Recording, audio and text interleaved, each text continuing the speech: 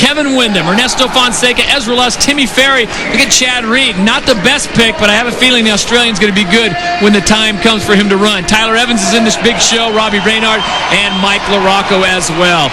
Too many to name, 20 riders going 20 laps. Let's quickly check in with Jamie. Earlier, guys, I talked with Jeff Spencer, the trainer for Chad Reed, and he says, each week they debrief after the race. They talk about what happened, the circumstances at hand. Some weeks they work on more mental things, other weeks they work on more physical things. It's all about how Chad Reed is feeling and how he's doing. And tonight, I'm sure they worked out those bugs that happened earlier, and they're going to do something here in the main. All right, thank you very much, Jamie. The 30 board is up. Everyone getting set. Cameron, at this point, is there any preparation or is it just go time? Well, there's definitely preparation. Everybody has their own ideas on how to get the whole shot or the best way. Some guys look straight down at the gate. Some guys look to the side. Different guys have different combinations of how they start with both legs down, one leg up on the shifter, and the cart is sideways. Let's watch them start. Heck with what we think. 30 board is sideways. This is the 250 main from Phoenix, Arizona. The Butterfinger hole shot's going home with number 14, Kevin Windham on board the Honda. Here comes the Cobra, David Villeman on the inside. It is Windham and Villeman, and they get together, and it's going to be Windham who gets pushed out. David Villeman with the great move. You see him grab the blade. Oh, look at this! Oh, my! Oh, wow! Kevin Windham! What is up? Throwing down! David Villeman gives him just a little bit in one of the corners, and Windham cuts it tight and gives him a big one-up. Oh my. Call it payback, call it what you will, but wow, that was a pretty serious move right there. The folks at Yamaha are going to look at that piece of tape a lot, and I know his coach, David Bailey, is going to be working on him a lot to make sure that does not happen again. Meanwhile, back to racing action. Into the green flag lap we go. Remember, 20 laps, and your leader right now, number 14, Kevin Windham. Welcome back to Supercross. Well, in the early part of the show, we talked about the boys in blue, and right now it's all red. Kevin Windham, The Rock, Mike LaRocco. And here's your Butterfinger hole shot. Look for number 14. Out of nowhere, he just grabs a little extra gear, Cameron, and just throttles through there. But there's number 12, and here it comes. There's David Villeman, number 12. He's actually hugging the inside. He jumped inside. Windham just one-upped him on the inside. And wow, the Cobra off the track. And man, he's got to be frustrated. We'll see how he regroups. Hopefully mentally he'll be able to stay in it and charge forward. And well, Kevin Windham, everybody's been talking about how fast he was going at the Honda test track. And at the first round, it looked like he was just getting the bugs out. Right now, and what's a surprise to me, Cameron, is Chad Reed is way in the back of the pack. Reed sliding all the way back out of, well, now he's moved up to almost to 5th place. So Chad Reed moving up. But your leader right now, as we look at the Tissot running order, is Kevin Windham out in front, Mike LaRocco in 2nd, and Nick Way in 3rd. Here comes Chad Reed. Way having problems in the whoops, but regardless of it, if he went through there smooth, Reed was coming, and, well, Reed, he's scrubbing some speed, throwing the whip, grabbing a tear off, and his next sight set on Mike LaRocco.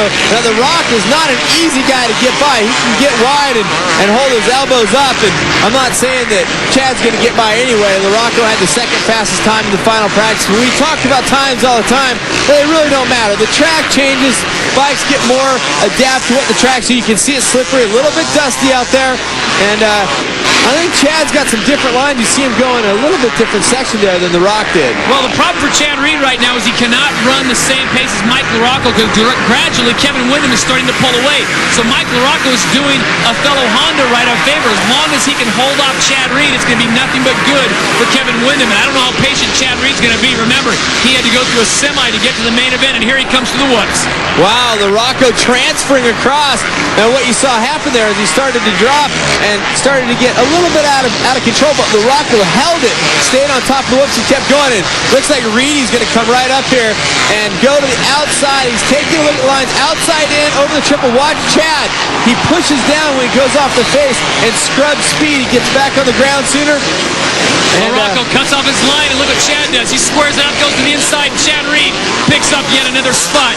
So just 2 laps ago, Chad Reed wasn't in the top 7, and here he is now moving into 2nd place, just ahead of number 5, Mike LaRocco. So Kevin Windham, number 14, out in front. Now in 2nd place is Chad Reed, number 22, and in 3rd, Mike LaRocco, number 5. And the lap times, just so you know, 56.0. for Wyndham and a 56.1 for Reed. So close, but Wyndham is faster. You can't see that he's not in the picture on some of these when you see the turns and openings for Reed. So Wyndham has a little bit of breathing room.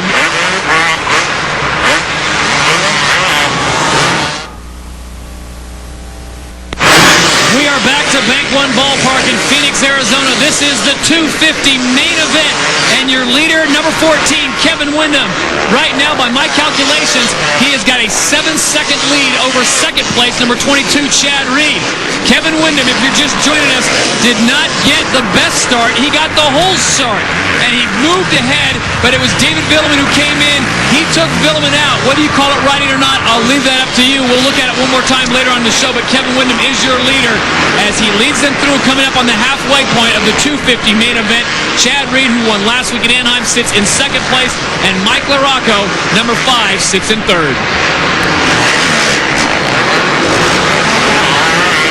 Wyndham is just poetry when he's on his game. He is so smooth and just so polished all the time, and he just seems to have everything clicking right now. And he's won Supercrosses in the past, and wow, I mean, 8 laps in, there's 20 to go. Anything can happen. He's just looking so great, Todd.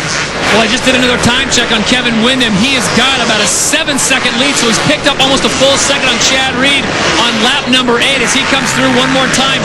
His time, almost 56 seconds even. Chad Reed coming in at 56.105. But Kevin Wyndham, you give him space, you give him time, and he can really make that 4-stroke work. The folks at Honda happy that he is back into Supercross after laying out for almost a full year.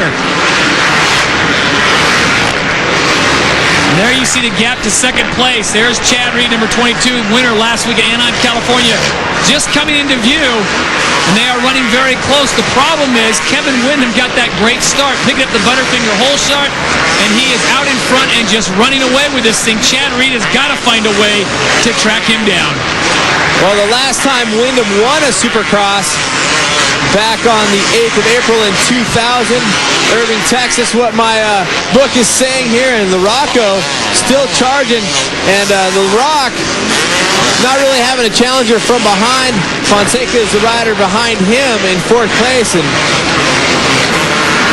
Todd, you know, it's kind of, these guys have spread out a bit. In this course, everybody kind of has the same line. There are some options, and it doesn't really give for guys moving back and forth quite a bit. The big separator seems to be the whoops, even though this time it looked like they were a little bit tighter and they were going to be easier for the guys to skim. It's still separating some of the guys. It's probably because they're so deep and sharp. And Ernesto Fonseca, who won a heat race, and, well, he's going to have no problem skimming them right there. Ernesto Fonseca picked up a big heat win in heat number 1. And he had a lot of talent there. There was no fluke. Fonseca running very smooth. Cameron's pointed out he picked up a victory earlier on the THQ World Supercross GP in Arnhem, his first 250 main event victories. So right now Fonseca running smooth as we go back to 5th place. That is number 27, Nick Way. And new to the factory Suzuki squad, Roger DeCoster and team picking him up this year. You see him tripling that inside section there in that, it's like a double-double-double. And wow, right behind him, Tyler Evans sneaking into the picture. So Evans continuing to charge. Last week, a 6th place for Evans, and that's where he's sitting right now. Tyler Evans has such an upside of potential. We got to keep an eye on that guy. He's wearing the helmet cam tonight as we continue to watch number 27, Nick Way, who sits right now in 5th place, just 2 spots off the podium. The man running away with it right now as the Tissot running order comes up. We'll take a look at Kevin Wyndham, number 14, out in front. Evans having a little bit of trouble dropping a tire there, and you can see Sean Hamlin coming behind him. Here we're on board with Tyler Evans, getting that section quite nice, and not far back is Hamlin, so Evans needs to get revving and have a little bit of problem with the onboard, but there you see the Monster Energy rider doing it up.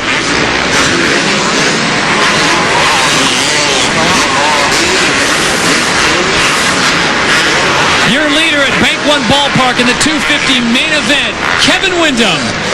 We'll be back to Phoenix with more of the 250 main after this.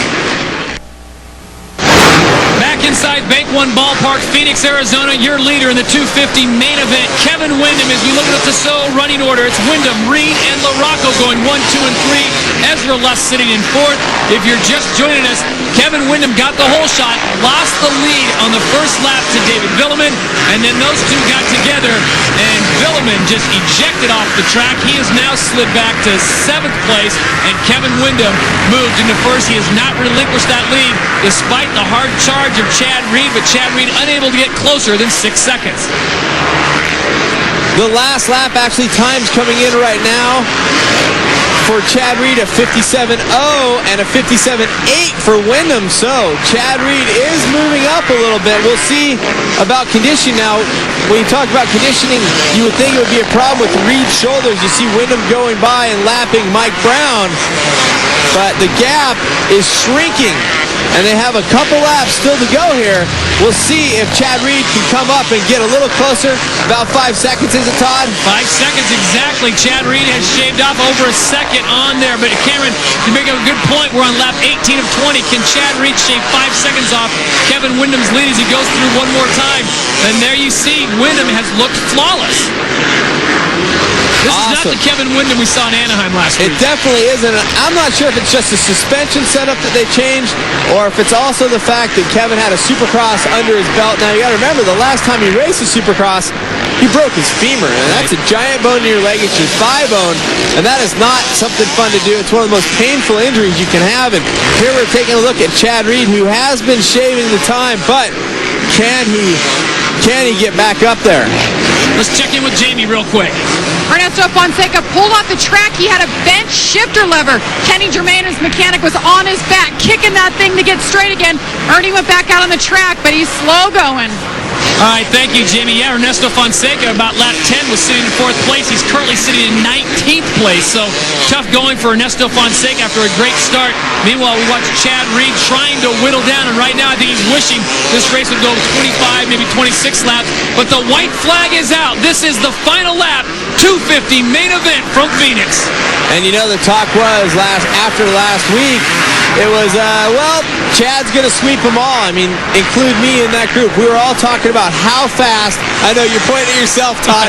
Everybody's like, well, are we just going to have the Chad Reed show? But the crowd is cheering right now for K-Dub, the 14 Honda. Kevin Windham circling in the lead, and he has been looking great. Well, if you remember, my friend, before the show, we were thinking, who's going to win this? And I think I'm going to claim I saw something in Kevin Windham at practice today. He's very methodical. He was looking at spots in the track where he could make up time, and I think he knew if he could get that 4-stroke out to a good start, there was reason that he could run with anyone out on the track, and he has done so today. Number 14, it's been a long time coming. Your winner in the 250 main event, Kevin Windham.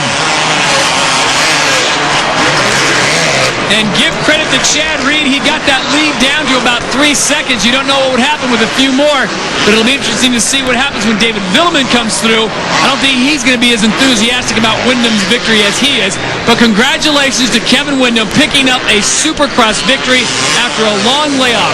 He got a nice tune-up during the Outdoor Nationals, Cameron, got some victories over Ricky Carmichael, so Kevin Windham picks up his 7th career 250 Supercross win. Well done, Kevin. As Kevin Windham goes around for a well-deserved victory lap, we'll step aside when we come back. The conclusion of the 250 show from Phoenix.